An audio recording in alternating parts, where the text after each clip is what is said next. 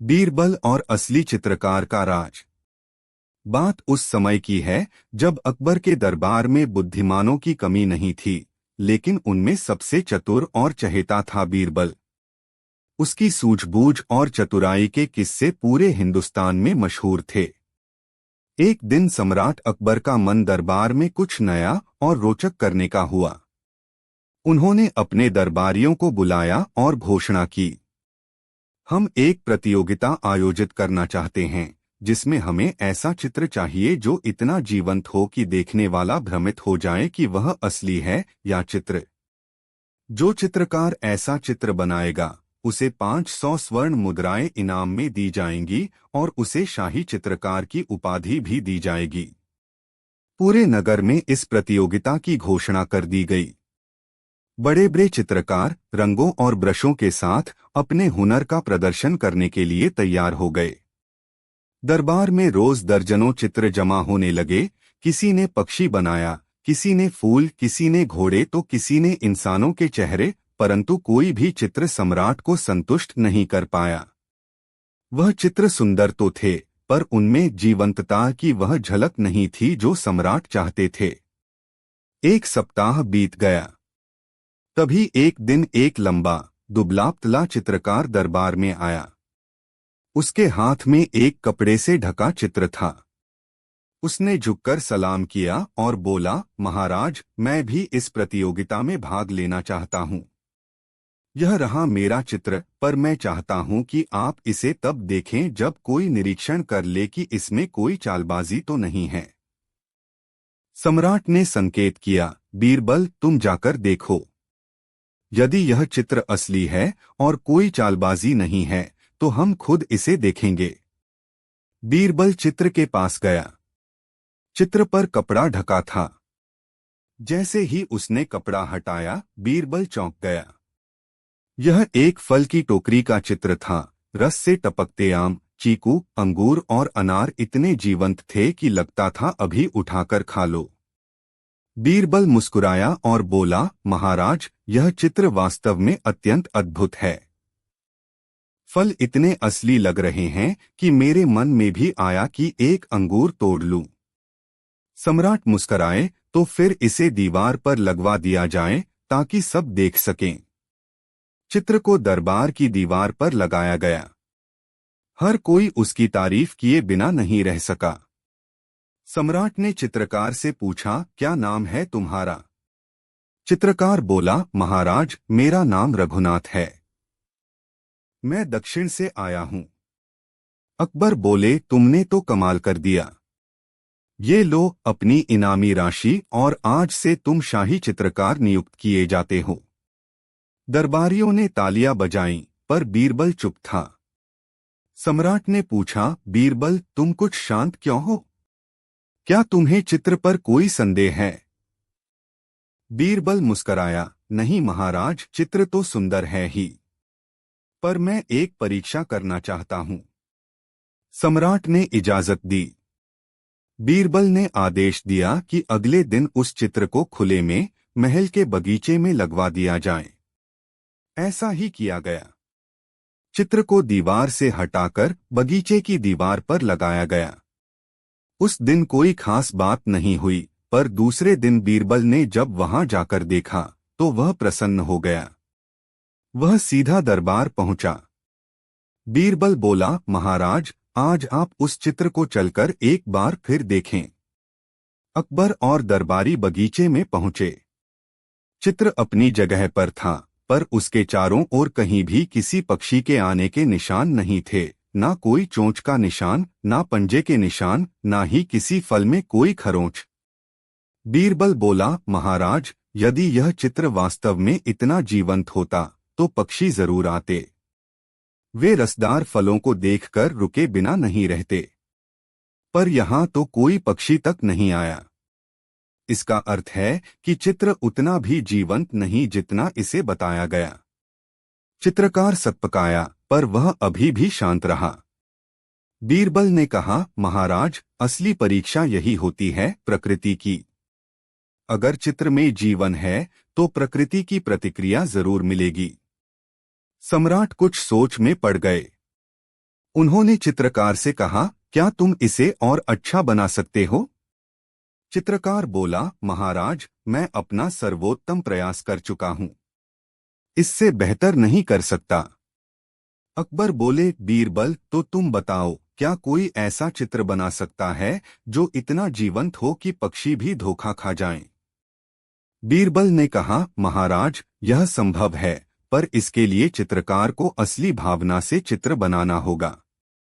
मैं एक ऐसे चित्रकार को जानता हूँ जो इस काम में माहिर है। यदि इजाजत हो तो मैं उसे बुलवाता हूँ। अकबर ने सहमति दे दी। 2 दिन बाद बीरबल एक वृद्ध चित्रकार को दरबार में लेकर आया। उसके हाथ कांपते थे, आंखें धुंधली थीं, पर चेहरे पर आत्मविश्वास था। बीरबल ने कहा, महाराज, यह हैं गोवर्धन दास। यह वर्षों से पहाड़ों में एकांत में चित्र बनाते रहे हैं।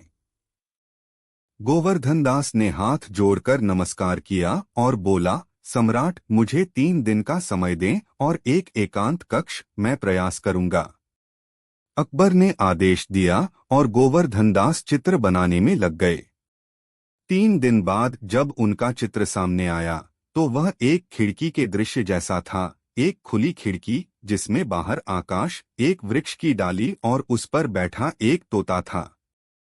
तोते के पंखों की चमक, आंखों की चपलता और चोंच की तीव्रता ऐसी थी कि दरबारी अवाक रह गए। बीरबल बोला, महाराज, अब मैं पक्षियों की परीक्षा नहीं करूंगा, बल्कि एक तोता खुद ही इस चित्र के पास आकर उसे पहचान लेगा या नहीं, यह देखेंगे। चित्र को महल की ऊंची दीवार पर लगाया गया। बीरबल ने पास ही कुछ अनाज और पानी भी रखवा दिया। कुछ ही देर में एक असली तोता वहां आया। वह दीवार पर बैठा, चित्र की ओर देखा और धीरे धीरे उस ओर उड़ता चला गया। वह चित्र में बने तोते के पास गया और अचानक रुक गया। वह कुछ देर तक भ्रमित सा खड़ा रहा, जैसे सोच रहा हो कि सामने जो है वह असली है या नहीं। फिर उसने चित्र की ओर चोंच मारने की कोशिश की, पर जब उसे कठोर सतह महसूस हुई तो वह चौंक गया और उड़कर दूर चला गया। अकबर और दरबारियों की आंखें फटी की फटी रह गईं। अकबर ने खड़े होकर ताली बजाई, कमाल है, यह तो असली जीवंतता है। बीरबल, यह तो अपने आप में एक चमत्कार है। बीरबल मुस्कराया, महाराज, कला में जीवन तभी आता है जब कलाकार उसमें आत्मा डालता है। गोवर्धन दास ने केवल रंग नहीं भरे, उन्होंने अपनी अनुभूति, अनुभव और संवेदनाएं भी उसमें समाहित की। यही कारण है कि चित्र में जान नजर आई। अकबर ने गोवर्धन दास को 1000 स्वर्ण मुद्राएं दीं और उन्हें शाही गुरु चित्रकार घोषित किया। उस दिन से दरबार में एक नई परंपरा शुरू हुई, किसी भी कला को केवल बाहरी सुंदरता से नहीं, बल्कि उसकी आत्मा से परखा जाने लगा। और बीरबल ने एक बार फिर साबित कर दिया कि चतुराई केवल चालाकी नहीं होती, बल्कि सच्चाई को पहचानने की कला भी होती है। बीरबल की बुद्धि का जादू। मुगल बादशाह अकबर अपने बुद्धिमान मंत्री बीरबल की चतुराई और न्यायप्रियता के लिए पूरे राज्य में जाने जाते थे। बीरबल की बुद्धि के किस्से दूर दूर तक फैले हुए थे। चाहे कोई जटिल समस्या हो या कठिन प्रश्न, बीरबल हर बार अपने बेजोड़ तर्क और चुटीले जवाबों से सबको चौंका देते थे। यह घटना उन दिनों की है जब बीरबल दरबार में नए नए नियुक्त हुए थे। कई पुराने दरबारी उनसे ईर्ष्या करते थे, क्योंकि अकबर का ध्यान अब अधिकतर बीरबल पर ही रहता था। वे दरबारी चाहते थे कि किसी तरह बीरबल की बुद्धिमत्ता पर प्रश्न उठाया जाए और उन्हें दरबार से हटाया जाए। ईर्ष्यालु दरबारियों की साजिश। एक दिन कुछ दरबारी आपस में मिले और बीरबल को नीचा दिखाने की योजना बनाई। उन्होंने सोचा कि अगर बीरबल से कोई ऐसा सवाल पूछा जाए जिसका उत्तर वह नहीं दे पाए, तो सम्राट को लगेगा कि वह केवल दिखावे का बुद्धिमान है। एक दरबारी बोला, हमें ऐसा प्रश्न सोचना चाहिए जो असंभव हो। फिर सम्राट के सामने यह प्रस्ताव रखेंगे कि अगर बीरबल इसका उत्तर दे पाए तभी वह योग्य हैं। दूसरा बोला, ठीक है, क्यों न हम कुछ ऐसा पूछें जो प्रतीकात्मक और गूढ़ हो, ताकि उसका उत्तर सीधे सीधे ना मिल सके। तीसरे ने कहा, हाँ, क्यों न हम पूछें, दुनिया में सबसे कीमती चीज क्या है जो दिखाई नहीं देती मगर सबसे जरूरी है। सभी सहमत हो गए। अगले दिन वे दरबारी बादशाह अकबर के पास पहुंचे और बोले, जहां पनाह, हम बीरबल की बुद्धिमत्ता को लेकर थोड़े संदेह में हैं। क्या हम उन्हें एक प्रश्न पूछ सकते हैं जिससे उनकी समझ का पता चल सके? अकबर मुस्कराए, जरूर। अगर तुम्हारे सवाल में दम होगा तो बीरबल जरूर जवाब देंगे। सवाल का सामना।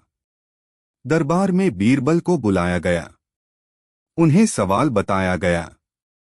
बीरबल, बताओ, दुनिया में सबसे कीमती चीज कौन सी है जो दिखाई नहीं देती मगर सबसे जरूरी होती है? पूरा दरबार शांत हो गया। सब बीरबल के उत्तर का इंतजार करने लगे। बीरबल मुस्कराए और बोले, महाराज, इसका उत्तर तो बहुत सरल है, वह है समय। समय नजर नहीं आता पर सबसे मूल्यवान और आवश्यक होता है। बिना समय के कुछ भी संभव नहीं। दरबारी तुरंत बोले, नहीं नहीं, यह उत्तर तो प्रतीकात्मक है। हम चाहते हैं कि बीरबल इसका प्रमाण दे, ऐसा उदाहरण जिससे यह साबित हो कि समय सबसे आवश्यक और कीमती चीज है।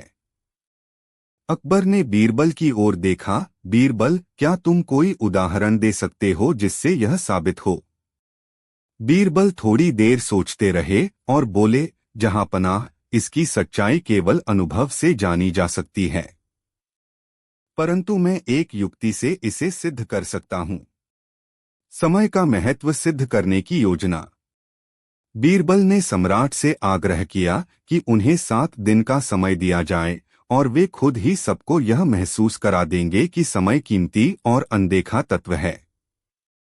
अकबर ने सहमति दे दी। बीरबल ने दरबार के चारों दरबारियों को एक एक पत्र भेजा।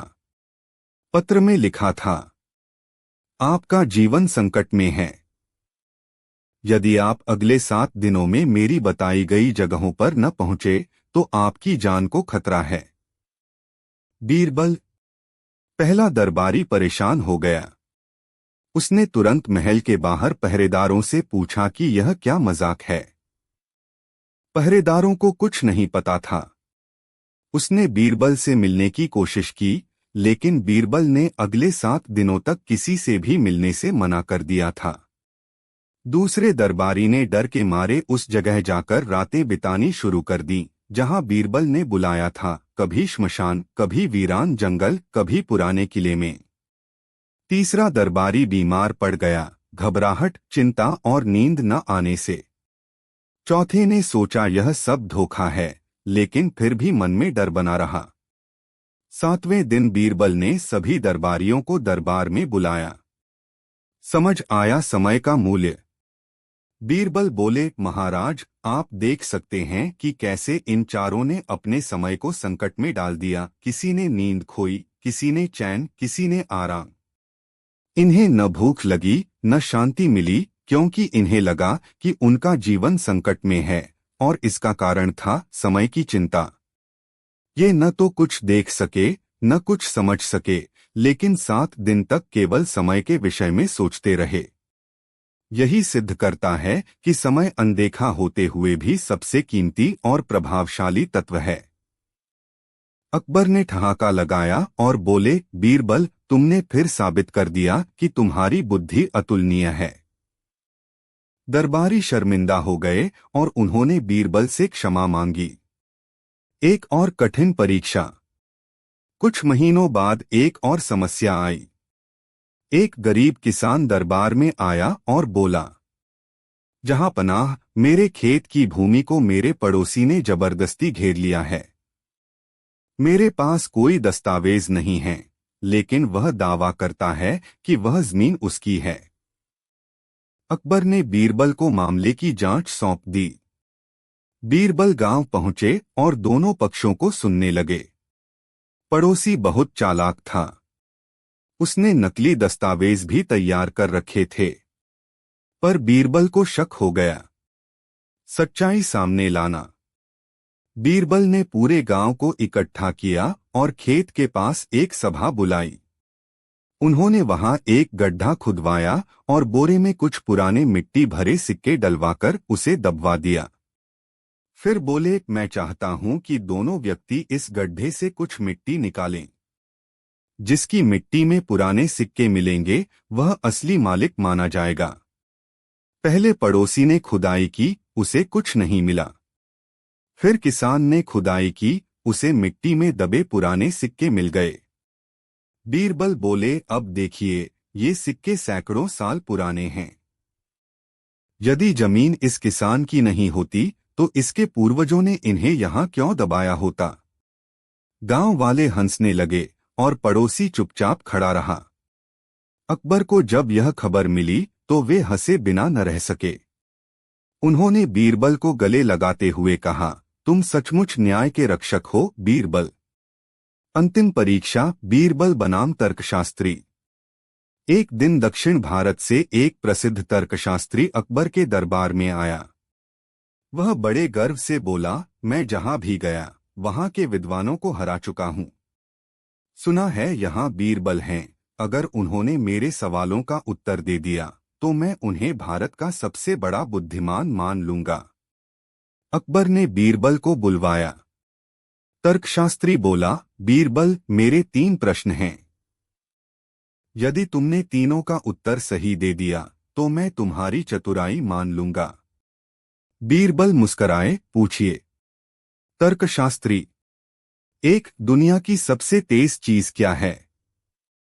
2. दुनिया की सबसे भारी चीज क्या है? 3. दुनिया की सबसे हल्की चीज क्या है? बीरबल ने तुरंत उत्तर दिया। 1. सोच, वह एक पल में दूरदराज पहुंच सकती है।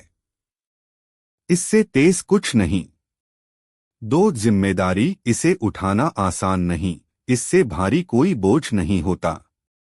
3. अहंकार, हल्का इतना कि हवा में उड़ जाता है लेकिन जब गिरता है तो सब कुछ तोड़ देता है। दरबार में सन्नाटा छा गया और फिर तालियों की गड़गड़ाहट गूंज उठी। तर्कशास्त्री मुस्कराया और बोला, मैंने हर जगह तर्क के जरिए उत्तर दिए, लेकिन बीरबल ने तजुर्बे और जीवन के ज्ञान से। मैं हार मानता हूं। अकबर बोले, बीरबल, तुम सच में मेरी सबसे अनमोल निधि हो। निष्कर्ष। बीरबल की चतुराई सिर्फ तेज दिमाग में नहीं थी, बल्कि उसकी समझदारी, जीवन के अनुभव और मानवीय भावनाओं की गहरी परख में थी। उसने यह सिद्ध किया कि हर समस्या का हल सिर्फ शब्दों में नहीं, बल्कि सोच, व्यवहार और न्याय में होता है। इसलिए आज भी अकबर बीरबल की कहानियां हमें हंसी, सीख और बुद्धिमानी की मिसाल देती हैं। बीरबल और असली चित्रकार का रहस्य। बादशाह अकबर को कला, साहित्य और संगीत से अत्यधिक प्रेम था। उनके दरबार में उस समय के सबसे बड़े कलाकार, शायर, लेखक और चित्रकार हुआ करते थे। उन्हीं में एक दिन एक ऐसा व्यक्ति आया जिसने दावा किया कि वह दुनिया का सबसे महान चित्रकार है। चित्रकार का दावा। उस चित्रकार का नाम था चित्रसेन। उसने अकबर के सामने आकर विनम्रता से झुकते हुए कहा, जहां पनाह, मैं दूर दक्षिण के एक राज्य से आया हूं। वहां मेरी चित्रकारी की बहुत सराहना होती है, पर अब मैं आपकी सेवा में अपना हुनर दिखाना चाहता हूं। मैं ऐसा चित्र बना सकता हूं जिसे देखने वाला भ्रमित हो जाए कि वह असली है या नकली। अकबर को कुछ नया देखने सुनने की ललक हमेशा रहती थी। उन्होंने कहा, ठीक है चित्रसेन, यदि तुम वास्तव में ऐसे चित्र बना सकते हो तो मैं तुम्हें अपना शाही चित्रकार नियुक्त कर दूंगा। लेकिन शर्त यह है कि चित्र देखने के बाद हमारे दरबारी, खासकर बीरबल, को कोई आपत्ति न हो। चित्रसेन ने मुस्कराकर कहा, स्वीकार है जहांपना। मुझे 7 दिन का समय दीजिए। चित्रकार की तैयारी। चित्रसेन को एक विशाल कक्ष दिया गया जिसमें वह अपने चित्र बना सके। 7 दिन तक उसने किसी को भी कमरे के पास नहीं आने दिया। केवल एक सेवक को खाना पहुंचाने की अनुमति थी। अंततः 7वें दिन चित्रसेन दरबार में आया और बोला, महाराज, मेरा चित्र बनकर तैयार है। कृपया आप और आपके दरबारी चलकर उसे देखें। अकबर, बीरबल और दरबार के अन्य सदस्य उस कक्ष की ओर बढ़े। जैसे ही उन्होंने कमरे में प्रवेश किया, सब दंग रह गए। दीवार पर एक अद्भुत चित्र बना था। एक सुंदर झील, उसके किनारे एक हरी भरी घास और उस घास पर बैठा हुआ एक मोर। मोर के पंख इतने सुंदर रंगों में रंगे गए थे कि लगता था वह अभी बोल पड़ेगा। झील का पानी इतना पारदर्शी था कि उसमें तैरती मछलियां दिखाई दे रही थीं। हर कोई बोला, वाह, यह तो अद्भुत है। लेकिन बीरबल चुप थे। उन्होंने चित्र को गौर से देखा, पास जाकर दीवार को हल्के से छुआ, फिर पीछे हटकर बोले, चित्र वास्तव में सुंदर है, पर क्या यह असली है, इसका पता लगाना होगा। चित्रसेन चौंका, आपको चित्र की असलियत पर शक है? बीरबल ने मुस्कुराकर कहा, संदेह नहीं, पर सत्य को जांचना आवश्यक है। बीरबल की परीक्षा। बीरबल ने कहा, चित्र में सब कुछ तो है, लेकिन एक चीज की कमी है। अकबर ने चौंककर पूछा, क्या? बीरबल बोले, महाराज, यह चित्र जितना वास्तविक प्रतीत होता है, उसमें जीवन का संचार नहीं है। एक असली चित्रकार केवल रंग नहीं भरता, वह आत्मा भरता है। इस चित्र में तकनीक है, पर भावना नहीं। चित्रसेन ने व्यंग्य में कहा, तो अब चित्र में आत्मा ढूंढी जाएगी? बीरबल बोले, हाँ। मैं आपसे एक प्रश्न पूछता हूं। इस चित्र में मोर है, झील है, मछलियां हैं, फूल हैं, परंतु एक छोटी सी चीज की अनुपस्थिति पूरे चित्र को नकली सिद्ध कर सकती है। अकबर ने उत्सुकता से पूछा, वह क्या है, बीरबल? बीरबल मुस्कराए, उस चित्र में परछाई नहीं है। इतनी तेज धूप, चमकदार झील और रंग-बिरंगे पंखों वाले मोर की तस्वीर में परछाई न होना असंभव है। या तो यह चित्र किसी बंद कमरे में बनाया गया है, जहां प्रकाश ही नहीं, या फिर यह सिर्फ दिखावे की कला है, भावना से रहित। चित्रसेन हक्का बक्का रह गया। उसने झेंपते हुए कहा, यह मैंने अनजाने में छोड़ दिया। बीरबल बोले, यही अंतर है असली और नकली कलाकार में। जो केवल रंगों से खेलता है, वह चित्रकार है, लेकिन जो जीवन की गहराई को रंगों से उतारता है, वही असली कलाकार है।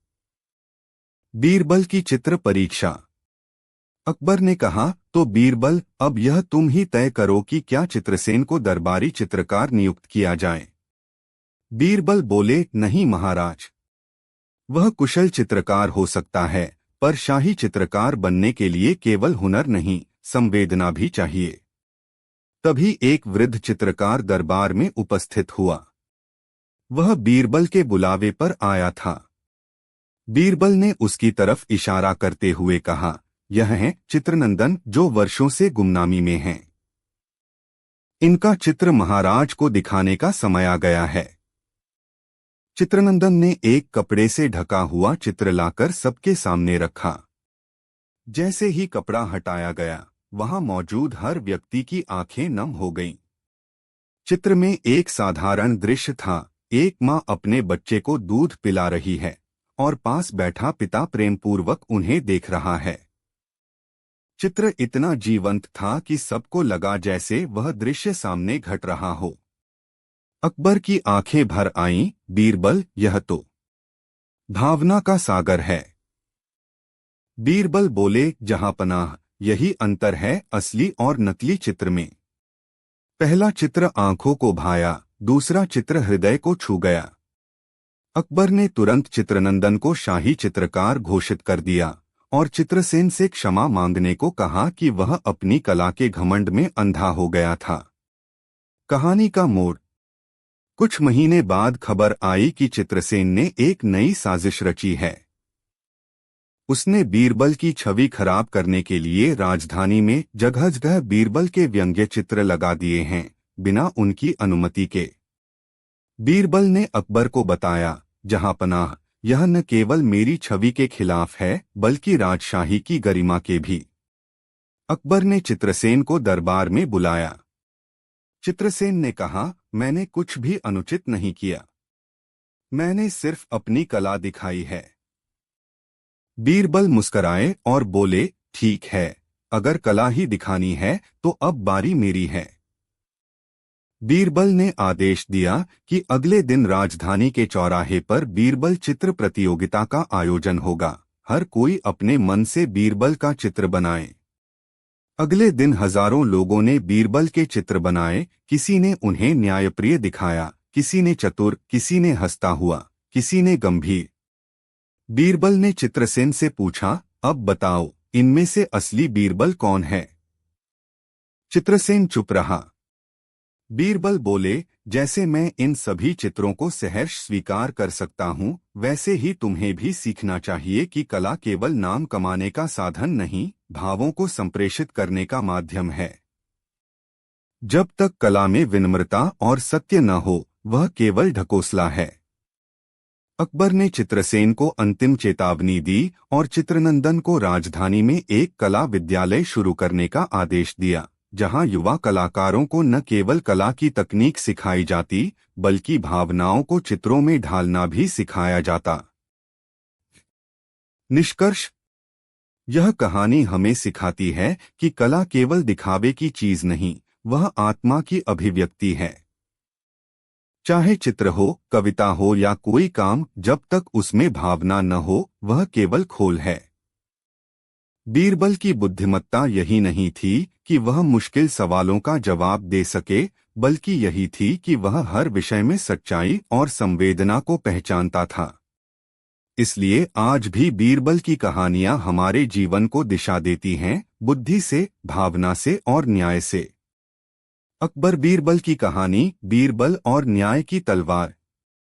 परिचय, बादशाह अकबर और बीरबल की कहानियां भारतीय इतिहास और लोक कथाओं का अमूल्य हिस्सा हैं। इनमें चतुराई, न्याय और हास्य के तत्व इतने सुंदर ढंग से पिरोए गए हैं कि वे हर उम्र के पाठकों को लुभाते हैं। इस कहानी में हम देखेंगे कि कैसे बीरबल ने अपनी बुद्धिमत्ता और न्यायप्रियता से एक जटिल समस्या का समाधान किया। पहला दृश्य, दरबार में विवाद। एक दिन बादशाह अकबर के दरबार में दो व्यापारी उपस्थित हुए। दोनों ही अत्यंत समृद्ध, प्रतिष्ठित और अनुभवी व्यापारी थे। उनके नाम थे श्रीमान रामलाल और श्रीमान गुलाम अली। दोनों के बीच एक गंभीर विवाद उत्पन्न हो गया था। रामलाल ने दरबार में विनती करते हुए कहा, जहांपनाह, मैं वर्षों से ईमानदारी से व्यापार कर रहा हूं। कुछ माह पहले गुलाम अली ने मुझसे 500 स्वर्ण मुद्राएं उधार ली थीं। अब वह इस बात से इनकार कर रहे हैं। गुलाम अली ने तुरंत प्रतिवाद किया, यह सरासर झूठ है महाराज, मैंने कोई धन नहीं लिया। रामलाल शायद किसी और से भ्रमित हो गए हैं। अकबर ने पूछा, क्या कोई दस्तावेज या गवाह है? रामलाल ने उत्तर दिया, महाराज, यह लेन देन विश्वास के आधार पर हुआ था, कोई दस्तावेज नहीं बनाया गया। अकबर चिंतित हो उठे। उन्होंने बीरबल से कहा, इस मामले का समाधान अब तुम ही कर सकते हो बीरबल। दूसरा दृश्य, बीरबल की जांच। बीरबल ने दोनों पक्षों को ध्यानपूर्वक देखा और कहा, मैं इस विवाद की सच्चाई जानने के लिए एक दिन का समय चाहता हूं। दोनों व्यापारी कल सुबह फिर दरबार में उपस्थित हों। बीरबल ने उस दिन कुछ विशेष नहीं किया, परंतु उन्होंने नगर के एक प्रसिद्ध मूर्तिकार को बुलवाया और उसे विशेष निर्देश दिए। तीसरा दृश्य, न्याय की तलवार। अगले दिन दरबार में एक नई चीज सबके आकर्षण का केंद्र बनी हुई थी, एक विशाल प्रतिमा जो न्याय की देवी की थी। उसके एक हाथ में तराजू था और दूसरे हाथ में एक चमकती हुई तलवार। बीरबल ने दरबार में सभी को संबोधित करते हुए कहा, यह है न्याय की देवी जो आज इस विवाद का निर्णय करेगी। सब हैरान थे।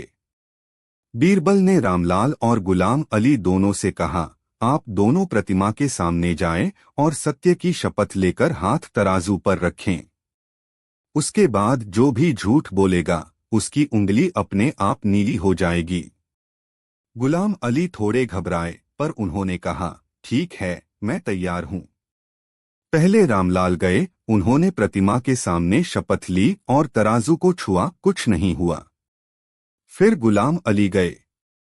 जैसे ही उन्होंने हाथ तराजू पर रखा, बीरबल चिल्लाए, देखो, उंगली नीली हो गई। गुलाम अली घबरा गए, यह कैसे संभव है? बीरबल मुस्कराए, क्योंकि तुम्हें डर था। तुमने हाथ में हल्का सा रंग पहले से लगा रखा था ताकि अगर कुछ हो तो कह सको यह पहले से था। पर वही तुम्हारी पोल खोल गया। गुलाम अली ने सिर झुका लिया और कहा, मैं दोषी हूं। मैंने धन लिया था, क्षमा करें। चौथा दृश्य, बीरबल की युक्ति। अकबर ने पूछा, बीरबल, यह कैसे संभव हुआ? कोई मूर्ति कैसे सत्य बता सकती है? बीरबल बोले, महाराज, यह मूर्ति केवल प्रतीक थी। असली न्याय मन के डर से प्रकट होता है। मैं जानता था कि जो दोषी होगा वह भय से कुछ न कुछ उपाय करेगा। मैंने मूर्तिकार को पहले ही कह दिया था कि तराजू के पास रंग लगे रहे जो दिखाई न दे। सत्यवादी पर कोई असर नहीं होता, पर झूठा उसे छिपाने की कोशिश में पकड़ा जाता है। अकबर और दरबार ने बीरबल की इस चतुराई की भूरी भूरी प्रशंसा की। रामलाल को उनका धन लौटा दिया गया और गुलाम अली को कुछ समय के लिए कारावास भेजा गया। पांचवा दृश्य, ईर्ष्या की साजिश। बीरबल की ख्याति दिन प्रतिदिन बढ़ती जा रही थी। दरबार में कुछ दरबारी इससे ईर्ष्या करने लगे थे। उन्होंने मिलकर एक योजना बनाई कि किसी तरह बीरबल को महाराज की दृष्टि में नीचे गिराया जाए। एक दरबारी महेशदास ने सुझाव दिया, हम एक नकली व्यक्ति को राजदूत बनाकर दरबार भेजेंगे जो बीरबल की बुद्धिमत्ता की परीक्षा करेगा।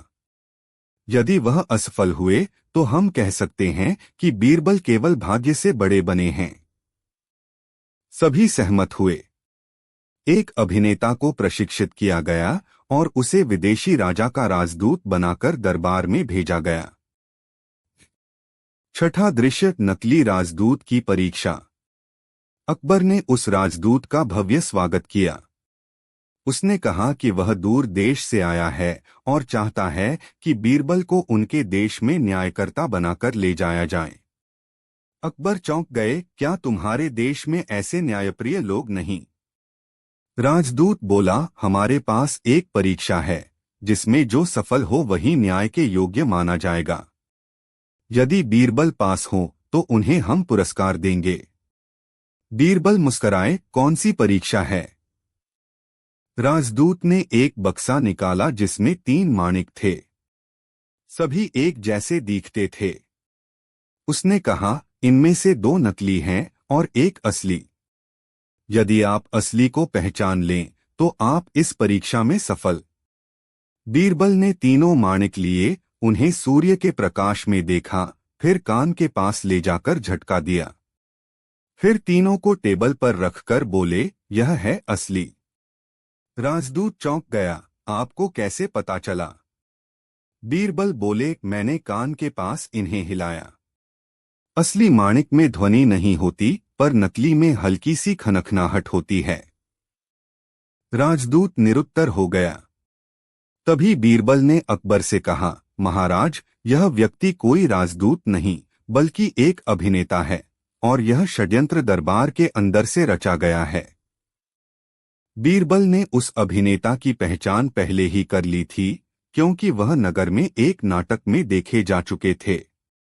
जांच के बाद सच्चाई सामने आ गई और षड्यंत्रकारी दरबारियों को दंड मिला। अंतिम दृश्य, बीरबल का सम्मान। अकबर ने बीरबल से कहा, तुम्हारी बुद्धिमत्ता के सामने हर चाल फेल हो जाती है। तुम केवल न्यायप्रिय ही नहीं बल्कि दूरदर्शी भी हो। उन्होंने बीरबल को राजन्यायक की उपाधि दी और उनकी मूर्ति बनवाने का आदेश दिया, जो आज भी राजमहल के न्याय कक्ष में स्थापित है। निष्कर्ष: यह कहानी केवल बीरबल की चतुराई की नहीं, बल्कि उस विश्वास की भी है जो अकबर को बीरबल पर था। यह हमें सिखाती है कि किसी भी परिस्थिति में सत्य, बुद्धि और धैर्य से काम लिया जाए तो सबसे कठिन समस्या का हल भी निकाला जा सकता है। अकबर बीरबल की कहानी, बीरबल और न्याय की तलवार। परिचय: बादशाह अकबर और बीरबल की कहानियां भारतीय इतिहास और लोक कथाओं का अमूल्य हिस्सा हैं। इनमें चतुराई, न्याय और हास्य के तत्व इतने सुंदर ढंग से पिरोए गए हैं कि वे हर उम्र के पाठकों को लुभाते हैं। इस कहानी में हम देखेंगे कि कैसे बीरबल ने अपनी बुद्धिमत्ता और न्यायप्रियता से एक जटिल समस्या का समाधान किया और दरबार में छिपे ईर्ष्यालु दरबारियों की साजिशों से निपटा।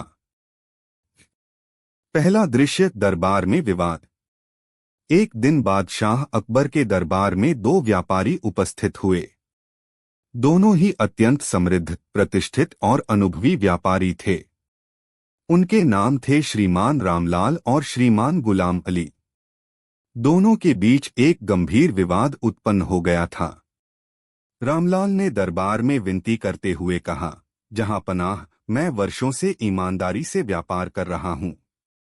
कुछ माह पहले गुलाम अली ने मुझसे 500 स्वर्ण मुद्राएं उधार ली थीं। अब वह इस बात से इनकार कर रहे हैं। गुलाम अली ने तुरंत प्रतिवाद किया, यह सरासर झूठ है महाराज। मैंने कोई धन नहीं लिया। रामलाल शायद किसी और से भ्रमित हो गए हैं। अकबर ने पूछा, क्या कोई दस्तावेज या गवाह है? रामलाल ने उत्तर दिया, महाराज, यह लेनदेन विश्वास के आधार पर हुआ था। कोई दस्तावेज नहीं बनाया गया। अकबर चिंतित हो उठे। उन्होंने बीरबल से कहा, इस मामले का समाधान अब तुम ही कर सकते हो बीरबल। दूसरा दृश्य: बीरबल की जांच। बीरबल ने दोनों पक्षों को ध्यानपूर्वक देखा और कहा, मैं इस विवाद की सच्चाई जानने के लिए एक दिन का समय चाहता हूं। दोनों व्यापारी कल सुबह फिर दरबार में उपस्थित हों। बीरबल ने उस दिन कुछ विशेष नहीं किया, परंतु उन्होंने नगर के एक प्रसिद्ध मूर्तिकार को बुलवाया और उसे विशेष निर्देश दिए। उन्होंने नगर में कुछ लोगों से भी बातचीत की, जिनका रामलाल और गुलाम अली से लेनदेन होता रहा था। तीसरा दृश्य: न्याय की तलवार। अगले दिन दरबार में एक नई चीज सबके आकर्षण का केंद्र बनी हुई थी, एक विशाल प्रतिमा जो न्याय की देवी की थी। उसके एक हाथ में तराजू था और दूसरे हाथ में एक चमकती हुई तलवार। बीरबल ने दरबार में सभी को संबोधित करते हुए कहा, यह है न्याय की देवी जो आज इस विवाद का निर्णय करेगी। सब हैरान थे।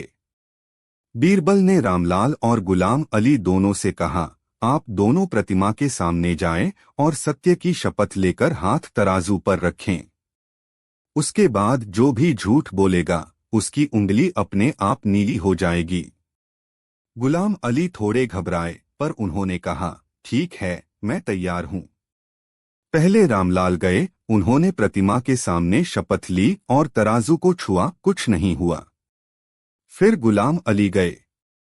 जैसे ही उन्होंने हाथ तराजू पर रखा, बीरबल चिल्लाए, देखो, उंगली नीली हो गई। गुलाम अली घबरा गए, यह कैसे संभव है? बीरबल मुस्कराए, क्योंकि तुम्हें डर था। तुमने हाथ में हल्का सा रंग पहले से लगा रखा था ताकि अगर कुछ हो तो कह सको यह पहले से था। पर वही तुम्हारी पोल खोल गया। गुलाम अली ने सिर झुका लिया और कहा, मैं दोषी हूं। मैंने धन लिया था। क्षमा करें। चौथा दृश्य: बीरबल की युक्ति। अकबर ने पूछा, बीरबल, यह कैसे संभव हुआ? कोई मूर्ति कैसे सत्य बता सकती है? बीरबल बोले, महाराज, यह मूर्ति केवल प्रतीक थी। असली न्याय मन के डर से प्रकट होता है। मैं जानता था कि जो दोषी होगा वह भय से कुछ न कुछ उपाय करेगा। मैंने मूर्तिकार को पहले ही कह दिया था कि तराजू के पास रंग लगे रहे जो दिखाई न दे। सत्यवादी पर कोई असर नहीं होता, पर झूठा उसे छिपाने की कोशिश में पकड़ा जाता है। अकबर और दरबार ने बीरबल की इस चतुराई की भूरी भूरी प्रशंसा की। रामलाल को उनका धन लौटा दिया गया और गुलाम अली को कुछ समय के लिए कारावास भेजा गया। पांचवा दृश्य, ईर्ष्या की साजिश। बीरबल की ख्याति दिन प्रतिदिन बढ़ती जा रही थी।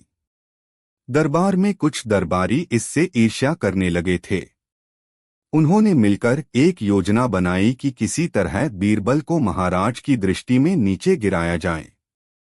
एक दरबारी महेशदास ने सुझाव दिया, हम एक नकली व्यक्ति को राजदूत बनाकर दरबार भेजेंगे जो बीरबल की बुद्धिमत्ता की परीक्षा करेगा। यदि वह असफल हुए तो हम कह सकते हैं कि बीरबल केवल भाग्य से बड़े बने हैं। सभी सहमत हुए। एक अभिनेता को प्रशिक्षित किया गया और उसे विदेशी राजा का राजदूत बनाकर दरबार में भेजा गया। छठा दृश्य, नकली राजदूत की परीक्षा। अकबर ने उस राजदूत का भव्य स्वागत किया। उसने कहा कि वह दूर देश से आया है और चाहता है कि बीरबल को उनके देश में न्यायकर्ता बनाकर ले जाया जाए। अकबर चौंक गए, क्या तुम्हारे देश में ऐसे न्यायप्रिय लोग नहीं? राजदूत बोला, हमारे पास एक परीक्षा है जिसमें जो सफल हो वही न्याय के योग्य माना जाएगा। यदि बीरबल पास हो तो उन्हें हम पुरस्कार देंगे। बीरबल मुस्कराए, कौन सी परीक्षा है? राजदूत ने एक बक्सा निकाला जिसमें 3 माणिक थे। सभी एक जैसे दिखते थे। उसने कहा, इनमें से 2 नकली हैं और एक असली। यदि आप असली को पहचान लें तो आप इस परीक्षा में सफल। बीरबल ने तीनों माणिक लिए, उन्हें सूर्य के प्रकाश में देखा, फिर कान के पास ले जाकर झटका दिया। फिर तीनों को टेबल पर रखकर बोले, यह है असली। राजदूत चौंक गया, आपको कैसे पता चला? बीरबल बोले, मैंने कान के पास इन्हें हिलाया। असली माणिक में ध्वनि नहीं होती, पर नकली में हल्की सी खनखनाहट होती है। राजदूत निरुत्तर हो गया। तभी बीरबल ने अकबर से कहा, महाराज, यह व्यक्ति कोई राजदूत नहीं बल्कि एक अभिनेता है और यह षड्यंत्र दरबार के अंदर से रचा गया है। बीरबल ने उस अभिनेता की पहचान पहले ही कर ली थी क्योंकि वह नगर में एक नाटक में देखे जा चुके थे।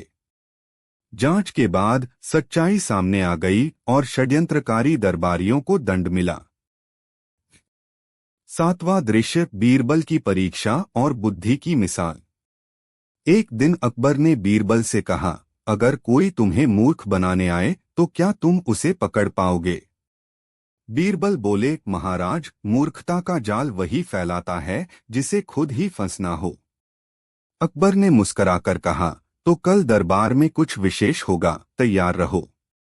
अगले दिन एक व्यक्ति दरबार में आया जिसने दावा किया कि वह हवा में चल सकता है। उसने कहा, अगर बीरबल यह सिद्ध कर दें कि मैं झूठ बोल रहा हूं तो मैं उनकी सेवा स्वीकार करूंगा। बीरबल ने एक बड़ा कटोरा पानी मंगवाया और कहा, यदि आप हवा में चल सकते हैं तो यह पानी आपकी छाया नहीं दिखाएगा। वह व्यक्ति असमंजस में पड़ गया क्योंकि वह केवल चालाकी से सबको मूर्ख बनाना चाहता था। उसने बहाने बनाने शुरू कर दिए और अंततः पकड़ा गया। अकबर ने हंसते हुए कहा, बीरबल, तुम हर परीक्षा में सफल हो जाते हो। अंतिम दृश्य, बीरबल का सम्मान। अकबर ने बीरबल से कहा, तुम्हारी बुद्धिमत्ता के सामने हर चाल फेल हो जाती है। तुम केवल न्यायप्रिय ही नहीं बल्कि दूरदर्शी भी हो। उन्होंने बीरबल को राजन्यायक की उपाधि दी और उनकी मूर्ति बनवाने का आदेश दिया, जो आज भी राजमहल के न्याय कक्ष में स्थापित है। निष्कर्ष, यह कहानी केवल बीरबल की चतुराई की नहीं, बल्कि उस विश्वास की भी है जो अकबर को बीरबल पर था। यह हमें सिखाती है कि किसी भी परिस्थिति में सत्य, बुद्धि और धैर्य से काम लिया जाए तो सबसे कठिन समस्या का हल भी निकाला जा सकता है।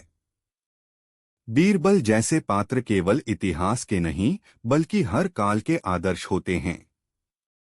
कहानी का शीर्षक बीरबल की सच्चाई की पहचान। भाग 1, दरबार में नई चुनौती। एक दिन अकबर बादशाह अपने शानदार दरबार में बैठे थे। दरबार सजी हुई थी। सब मंत्रीगण, सैनिक और दरबारी अपनी अपनी जगह पर बैठे थे। तभी एक व्यापारी दरबार में आया। उसके साथ 2 अन्य व्यापारी भी थे। तीनों के चेहरे पर चिंता की रेखाएं थीं। अकबर ने पूछा, कहो व्यापारी, क्या समस्या है? पहला व्यापारी आगे बढ़ा और बोला, हुजूर, हम तीनों भाई हैं और हमारे पिता ने मरते समय हमें एक कीमती हीरा दिया था।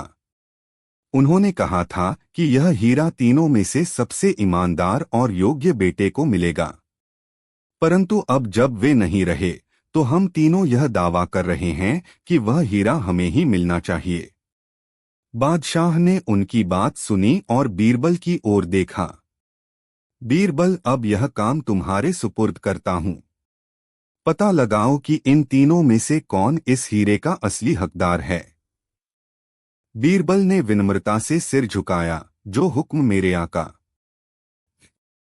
भाग 2, जांच की शुरुआत। बीरबल ने तीनों भाइयों को अलग अलग एकांत कमरे में बुलाया और उनसे उनके पिता के बारे में बात की। पहले भाई ने कहा, मेरे पिता बहुत सख्त थे, लेकिन उन्होंने हमें ईमानदारी और मेहनत का पाठ पढ़ाया। उन्होंने हमेशा कहा कि किसी भी हालात में झूठ मत बोलना। दूसरे भाई ने कहा, पिताजी बहुत दयालु थे। उन्होंने हमसे हमेशा दूसरों की मदद करने को कहा। वह कहते थे कि नेक काम करने से ही इंसान बड़ा बनता है। तीसरे भाई ने कहा, मेरे पिता ने कहा था कि यदि कभी फैसला लेना हो तो मन की आवाज सुनो। वह हमेशा चाहते थे कि हम आपस में प्रेम से रहें। बीरबल ने तीनों की बातें ध्यान से सुनी और उन्हें अगली सुबह एक विशेष परीक्षा के लिए बुलाया। भाग 3, परीक्षा की पहली चाल। अगली सुबह तीनों भाइयों को एक कमरे में बुलाया गया। कमरे में 3 संदूक रखे थे, एक सोने का, एक चांदी का और एक लकड़ी का। बीरबल ने कहा, इन 3 संदूकों में से किसी एक में वह हीरा है। जो सही संदूक चुनेगा वह हीरे का असली हकदार माना जाएगा। तीनों भाइयों ने संदूक को देखा। सोने के संदूक पर लिखा था, इसमें वह हीरा है जिसे तुम चाहते हो। चांदी के संदूक पर लिखा था, हीरा इसमें नहीं है। लकड़ी के संदूक पर लिखा था, हीरा सोने के संदूक में नहीं है। बीरबल ने कहा, अब सोच समझकर बताओ किस संदूक में हीरा है। तीनों ने सोचना शुरू किया। कुछ देर बाद सबसे छोटा भाई बोला, हीरा लकड़ी के संदूक में है। बीरबल मुस्कराए और बोले, बहुत अच्छा, लेकिन परीक्षा अभी बाकी है। भाग 4, दूसरी परीक्षा, सच्चाई की परख। बीरबल ने तीनों को एक एक थैला दिया और कहा, इन थैलों में तुम्हारे पिता की दी गई संपत्ति है। मैं तुम्हें 3 दिन का समय देता हूं। जाओ और इन थैलों का उपयोग अपने अपने तरीके से करो। फिर लौटकर बताओ कि तुमने क्या किया। तीनों भाई थैला लेकर चले गए। 3 दिन बाद सभी लौटे। पहला भाई बोला, मैंने इन पैसों से व्यापार किया। मुझे लाभ हुआ और अब मेरे पास 2 गुना धन है। दूसरा भाई बोला, मैंने इस धन से एक धर्मशाला बनवाई और गरीबों को भोजन करवाया। तीसरा भाई बोला, मैंने इस धन को वैसे का वैसा रखा है क्योंकि यह हमारे पिता की अमानत थी। मैं उनकी अनुमति के बिना इसे खर्च करना गलत समझता हूं। बीरबल ने गंभीरता से सबकी बातें सुनी और मुस्कराए। भाग 5 तीसरी और अंतिम परीक्षा। अंत में बीरबल ने तीसरी परीक्षा की घोषणा की। उन्होंने तीनों भाइयों को एक कागज और कलम दी और कहा, अब लिखो कि अगर तुम्हें यह हीरा नहीं मिला तो तुम क्या करोगे। पहला भाई बोला, अगर मुझे हीरा नहीं मिला तो मैं न्यायालय जाऊंगा। मैं इसे न्याय के माध्यम से प्राप्त करूंगा। दूसरा भाई बोला, अगर मुझे नहीं मिला तो मुझे दुख होगा, पर मैं अपने भाइयों से लड़ाई नहीं करूंगा। तीसरा भाई बोला, अगर मुझे यह हीरा नहीं मिला तो मैं खुश रहूंगा कि मेरे किसी भाई को यह मिला। शायद वे इसके योग्य हों। बीरबल ने मुस्कुराकर कहा, अब फैसला स्पष्ट है। भाग 6 निर्णय। बीरबल ने बादशाह अकबर से कहा, जहां पनाह, इस हीरे का असली हकदार सबसे छोटा भाई है। अकबर ने पूछा, वह कैसे बीरबल? बीरबल ने विस्तार से समझाया। पहली परीक्षा में उसने सही संदूक चुना। यह उसके बुद्धि और तर्क की पहचान है। दूसरी परीक्षा में उसने धन को वैसे का वैसा रखा। यह उसकी ईमानदारी और जिम्मेदारी को दर्शाता है। तीसरी परीक्षा में उसका उत्तर यह साबित करता है कि उसमें अपने भाइयों के लिए प्यार और त्याग की भावना है। यही सच्चे उत्तराधिकारी की पहचान है। अकबर ने सिर हिलाया, बीरबल, तुमने एक बार फिर अपनी समझदारी से सभी को चौंका दिया। बीरबल मुस्कुराए और तीनों भाइयों की ओर देखा। भाग 7 शिक्षाप्रद अंत। बादशाह ने छोटे भाई को वह हीरा भेंट किया और बाकी दोनों भाइयों को इनाम देकर विदा किया। अकबर बोले, इस कहानी से हमें यह सीखने को मिलता है कि सच्चाई, ईमानदारी और त्याग इंसान को बड़ा बनाते हैं। केवल धन या बल से नहीं, बल्कि चरित्र से ही असली पहचान बनती है। पूरे दरबार में तालियां गूंज उठीं। बीरबल ने विनम्रता से सिर झुकाया और एक और चुनौतीपूर्ण मामला हल कर दिया। कहानी का शीर्षक, बीरबल की न्यायपूर्ण सजा। भाग 1 दरबार में हलचल। एक दिन की बात है जब अकबर का दरबार सजा हुआ था। सभी मंत्री, दरबारी और अधिकारी अपनी अपनी जगह पर बैठे थे। तभी एक बूढ़ा किसान दरबार में आया। उसकी हालत बेहद खराब थी, कपड़े फटे हुए, चेहरा दुखी, आंखों में आंसू। अकबर ने किसान को देखकर पूछा, कहो बुजुर्ग, क्या परेशानी है तुम्हें? किसान ने रोते हुए कहा, जहां पनाह, मैं एक छोटा सा खेतीहर हूं। मेरी कुछ जमीन है जो मैंने वर्षों की मेहनत से सींची है। पर अभी एक अमीर जमींदार ने मुझसे मेरी जमीन हथिया ली है। जब मैंने विरोध किया तो उसने अपने गुंडों से मुझे पिटवा दिया। अब मैं न्याय की आस में आपके दरबार आया हूं। अकबर ने अपनी भौहें तानी। यह अत्याचार है। बीरबल, इस मामले की तह तक जाकर न्याय करो। बीरबल ने कहा, हुक्म मेरे आका। भाग 2 जांच की शुरुआत। बीरबल ने तुरंत दोनों को बुलवाया, किसान और जमींदार। जमींदार ने बड़े ही अहंकार से कहा, जहां पनाह, यह किसान झूठ बोल रहा है। यह जमीन मेरी है। मेरे पास दस्तावेज हैं। देखिए यह नकल। उसने एक मोटी सी किताब में दस्तावेज दिखाए। किसान ने कहा, हुजूर, ये दस्तावेज जाली हैं। मेरे पास कोई कागज नहीं, पर गांव के लोग गवाही दे सकते हैं कि यह जमीन मेरी है। बीरबल ने दोनों की बातें ध्यान से सुनी और सोचा, यह मामला थोड़ा जटिल है। दस्तावेजों का सत्यापन और गवाहों की बात परखना पड़ेगा। भाग 3 गांव की ओर यात्रा। बीरबल ने तय किया कि वह स्वयं गांव जाकर जांच करेगा। उन्होंने कुछ सैनिकों और लेखपालों को साथ लिया और किसान के गांव पहुंच गए। गांव पहुंचते ही बीरबल ने पंचायत बुलाई और दोनों पक्षों की बात सुनी। अधिकतर ग्रामीणों ने किसान की सच्चाई की पुष्टि की। एक बुजुर्ग ग्रामीण ने कहा, हुजूर, हमने इस किसान को बालपन से देखा है। उसने इस जमीन पर खून पसीना बहाया है। यह जमींदार तो हाल ही में गांव आया है। बीरबल ने देखा कि जमींदार की शक्ल पर घबराहट है। फिर उन्होंने जमीन की माटी को अपने हाथ में लिया, सूंघा और बोले, यह मिट्टी मेहनत की महक देती है, छल की नहीं। फिर उन्होंने सभी को दरबार बुलाया। भाग 4 बीरबल की परीक्षा। दरबार में फिर से सुनवाई शुरू हुई। बीरबल ने जमींदार से कहा, तुमने कहा था कि यह जमीन तुम्हारी है।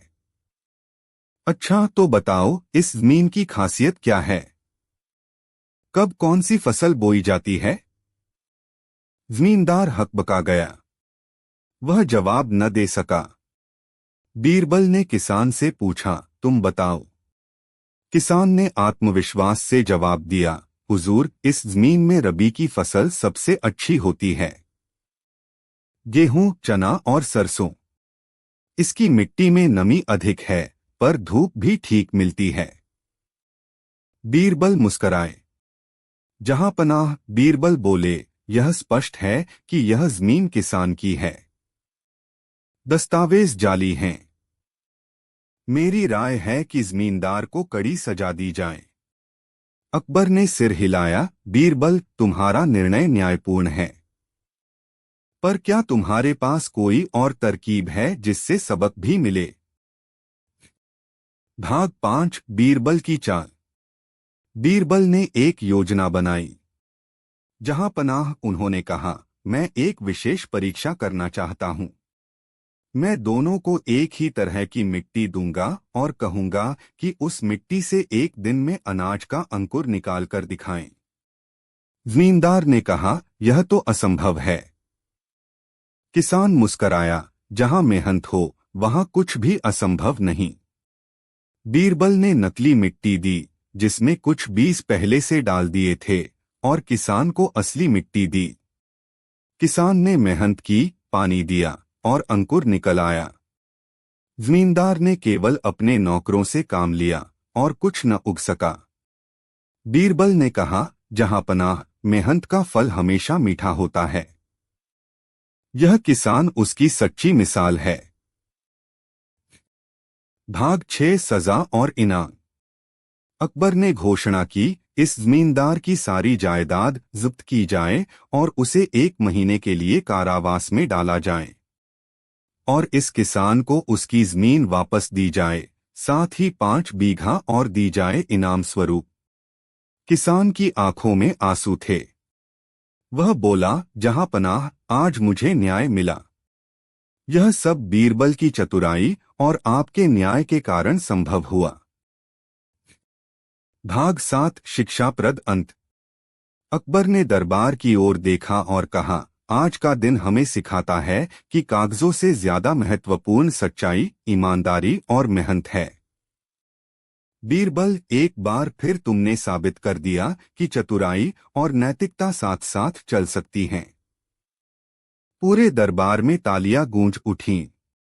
बीरबल ने सिर झुकाकर कहा, जहां पनाह, सच्चा न्याय ही सच्चे शासन की नींव है। कहानी का शीर्षक, बीरबल और चोरी की साजिश। भाग 1 दरबार में शिकायत। बादशाह अकबर के समय में दिल्ली सल्तनत में कानून व्यवस्था का पालन बड़े सख्त नियमों से होता था। एक दिन दरबार में एक प्रतिष्ठित व्यापारी रोता हुआ आया। उसका चेहरा उदासी और चिंता से भरा हुआ था। अकबर ने उसे देखकर पूछा, क्या बात है? रो क्यों रहे हो? व्यापारी ने हाथ जोड़कर कहा, जहां पनाह, बीती रात मेरे घर में चोरी हो गई। चोर मेरी तिजोरी से सारी दौलत ले गया। मेरी जिंदगी भर की कमाई लुट गई। अब मैं बर्बाद हो चुका हूं। अकबर ने गंभीर होकर कहा, क्या तुम्हें किसी पर शक है? जहां पनाह, मेरे 5 नौकर हैं, वही जानते थे कि तिजोरी कहाँ रखी है। मुझे शक है, उन्हीं में से कोई दोषी है, लेकिन कौन, यह समझ नहीं आता। अकबर ने बीरबल की ओर देखा। बीरबल, इस चोरी की गुत्थी सुलझाना तुम्हारा काम है। जल्द से जल्द सच्चाई सामने लाओ। बीरबल ने मुस्कुराकर सिर झुकाया। हुक्म की तामील होगी जहांपना। भाग 2 नौकरों से पूछताछ। बीरबल ने व्यापारी के 5 नौकरों को दरबार में बुलाया। वे सभी डरे और सहमे हुए थे। बीरबल ने पहले उनसे सामान्य सवाल पूछे। चोरी की रात तुम कहाँ थे? तिजोरी की जानकारी तुम्हें कैसे थी? तुमने कुछ संदिग्ध देखा? हर नौकर ने अपने को निर्दोष बताया और एक दूसरे पर शक जताया। बीरबल ने गौर किया कि एक नौकर, नाम था रामू, बार बार आंखें चुरा रहा था और पसीना पसीना हो रहा था। बीरबल को पहली झलक में ही उस पर संदेह हो गया, लेकिन उसने जल्दबाजी नहीं की। भाग 3 बीरबल की अनोखी योजना। बीरबल ने एक अनोखी योजना बनाई। उसने 5 नौकरों को अलग अलग कमरे में बिठवाया और उन्हें एक एक लकड़ी की छड़ी दी। बीरबल ने कहा, ये जादुई छड़ियां हैं। हमने एक तांत्रिक से मंत्र करवाया है। जो चोर होगा उसकी छड़ी रात भर में आधा इंच लंबी हो जाएगी। नौकरों ने हैरानी से छड़ी को देखा। बीरबल ने आगे कहा, कल सुबह हम छड़ियों को नापेंगे। उसी से सच्चाई सामने आएगी। सभी नौकरों को छड़ियां देकर छोड़ दिया गया। भाग 4 चोर की घबराहट। रात को सभी नौकर सो नहीं पाए। खासकर रामू बहुत घबराया हुआ था। उसे डर था कि उसकी छड़ी लंबी हो जाएगी और वह पकड़ा जाएगा। डर के मारे उसने अपनी छड़ी को आधा इंच काट दिया ताकि अगर बढ़े तो बराबर हो जाए। उसे नहीं पता था कि असल में छड़ी में कोई जादू नहीं था। यह बीरबल की चाल थी। भाग 5 चोर का पर्दाफाश। अगली सुबह बीरबल ने सभी नौकरों को बुलवाया और छड़ियां मंगवाईं। एक एक करके सभी छड़ियां नापी गईं। जब रामू की बारी आई तो बीरबल ने मुस्कुराते हुए कहा, देखो, इसकी छड़ी तो बाकी सबसे आधा इंच छोटी है। रामू डर के मारे कांपने लगा। बीरबल ने अकबर की ओर देखकर कहा, जहांपनाह, यही असली चोर है। इसे सजा दीजिए। रामू ने घुटनों पर गिरते हुए कहा, मुझे माफ कर दीजिए हुजूर, मुझसे बहुत बड़ी भूल हो गई। लालच में आकर मैंने चोरी की। यह दौलत व्यापारी के घर के पीछे कुएं में छुपाई है। अकबर ने सिपाहियों को आदेश दिया कि दौलत बरामद की जाए और रामू को कारावास में डाला जाए। भाग 6 व्यापारी की सीख। व्यापारी को जब उसकी दौलत वापस मिली तो वह बहुत खुश हुआ और बीरबल को धन्यवाद देने लगा। बीरबल जी, आपने तो चमत्कार कर दिया। मेरा तो सब कुछ लुट गया था, लेकिन आपने मेरी उम्मीद लौटा दी।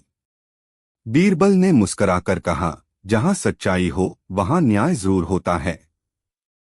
लेकिन भविष्य में सावधान रहना, अपनी दौलत का भेद सबको मत बताना।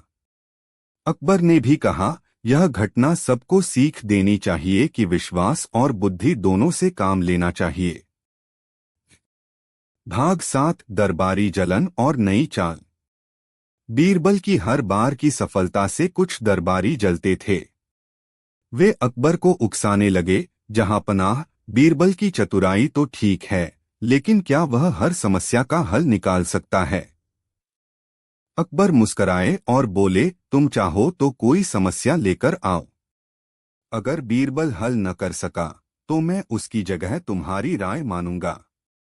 एक दरबारी बोला, अगले शुक्रवार हम बीरबल के सामने ऐसी पहेली रखेंगे जिसका उत्तर कोई नहीं दे सकता।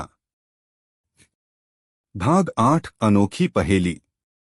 शुक्रवार को दरबारी ने अकबर और बीरबल के सामने एक सोने की अंगूठी रखी और पूछा, बीरबल, बताइए कि यह अंगूठी कितने वर्षों तक जमीन के अंदर दबी रही और किसने इसे गाड़ा? अकबर मुस्कराए और बोले, बीरबल, अब देखता हूं तुम्हारी चतुराई। बीरबल ने अंगूठी उठाई, ध्यान से देखी, उसे सूंघा, जमीन की मिट्टी को अंगूठी से रगड़ा और फिर मुस्कराकर बोला, यह अंगूठी 7 वर्षों तक जमीन के भीतर दबी रही है और इसे गाड़ा था इस दरबारी के दादाजी ने। सभी चौंक गए। दरबारी बोला, यह कैसे कह सकते हो? बीरबल ने समझाया, इस अंगूठी पर 7 परतें धूल की जमी हैं, जो हर साल एक परत के हिसाब से बनती हैं। और अंगूठी पर खुदी नाम की शैली तुम्हारे परिवार की है। इससे साफ है कि यह तुम्हारे पूर्वजों की थी। अकबर हंसे, वाह बीरबल, फिर से जीत गए तुम। भाग 9 अंत और शिक्षा।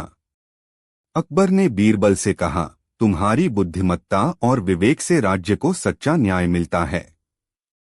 तुम्हारे बिना दरबार अधूरा है। बीरबल ने कहा, जहां सच्चाई की राह हो, वहां थोड़ी चतुराई और बहुत सा धैर्य चाहिए। सीखें। बुद्धि और विवेक से जटिल समस्याओं का समाधान हो सकता है। झूठ कितनी भी चालाकी से बोला जाए, सच्चाई उजागर हो ही जाती है। हर व्यक्ति को अपने कर्मों का फल मिलता है। कहानी का शीर्षक, बीरबल और अनोखी विरासत। भाग 1, अनोखा वसीयतनामा। एक सुबह दरबार में एक वृद्ध ब्राह्मण आया। उसकी आंखों में आंसू थे और चेहरा दुहक से भरा हुआ। वह जमीन पर बैठ गया और बोला, जहांपनाह, कृपा करके मेरी सुनिए। मैं एक ईमानदार और गरीब ब्राह्मण हूं। हाल ही में मेरे बड़े भाई का देहांत हो गया और उसने अपनी सारी संपत्ति का वसीयतनामा छोड़ रखा था। लेकिन उसमें एक गड़बड़ है। अकबर ने पूछा, क्या गड़बड़ है? ब्राह्मण बोला, उसने अपने 3 बेटों के नाम एक बकरी, एक गाय और एक ऊंट छोड़ रखा है। और वसीयतनामे में लिखा है कि बकरी बड़े बेटे को मिले, गाय मंझले को और ऊंट छोटे बेटे को।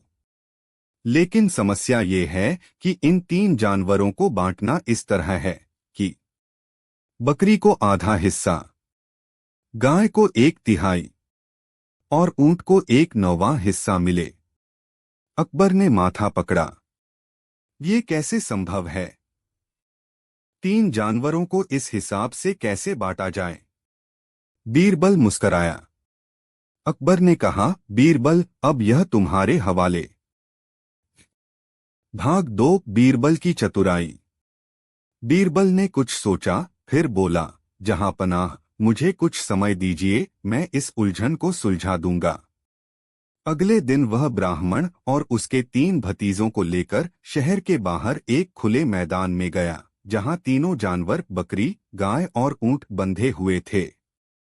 तीनों बेटे उलझन में थे कि इन हिस्सों में विभाजन संभव कैसे है। बीरबल ने एक सिपाही से कहा, मेरी एक ऊँटनी को भी यहाँ ले आओ।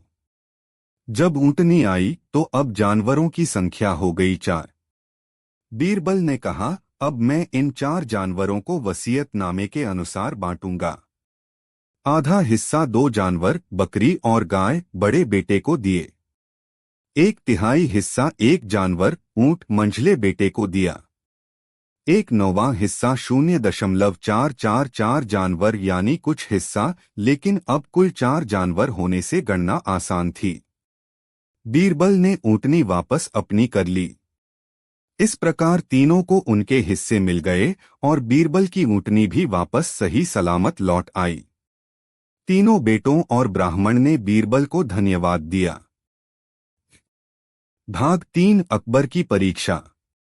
कुछ समय बाद बादशाह अकबर को लगा कि बीरबल को हर बार इतनी आसानी से चुनौतियां सुलझा लेने देना बहुत सरल हो गया है।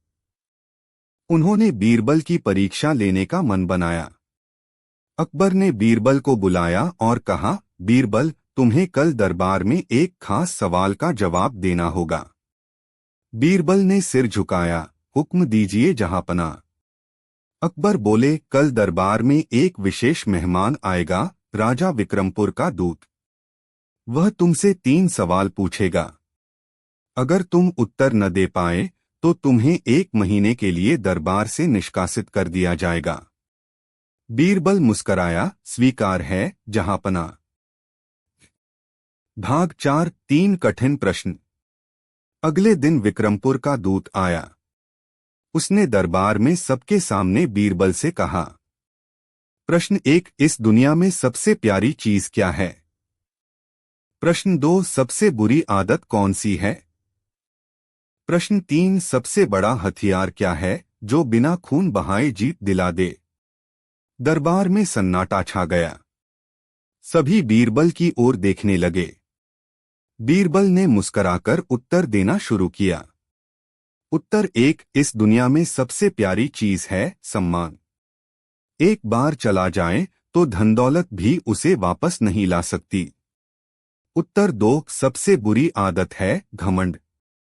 यह इंसान को उसकी अच्छाइयों से दूर कर देता है और अंत में अकेला छोड़ देता है। उत्तर 3, सबसे बड़ा हथियार है बुद्धि और शब्दों की ताकत। यह बिना खून बहाए दुश्मन को मित्र बना सकती है और लड़ाई को टाल सकती है। अकबर सहित पूरा दरबार तालियों से गूंज उठा। दूत ने बीरबल को प्रणाम किया और कहा, राजा विक्रमपुर ने सही सुना था, बीरबल वास्तव में भारत की बुद्धि का रत्न है। भाग 5, दरबारी ईर्ष्या और साजिश। बीरबल की लगातार बढ़ती लोकप्रियता से कुछ दरबारी बहुत चिढ़े हुए थे। उन्होंने एक साजिश रच डाली। उन्होंने एक भिखारी को सिखाया कि वह दरबार में आकर बीरबल पर चोरी का झूठा आरोप लगाए। अगले दिन भिखारी दरबार में आया और बोला, जहांपनाह, बीरबल ने मेरी जमीन हड़प ली है। अकबर चौंक गए।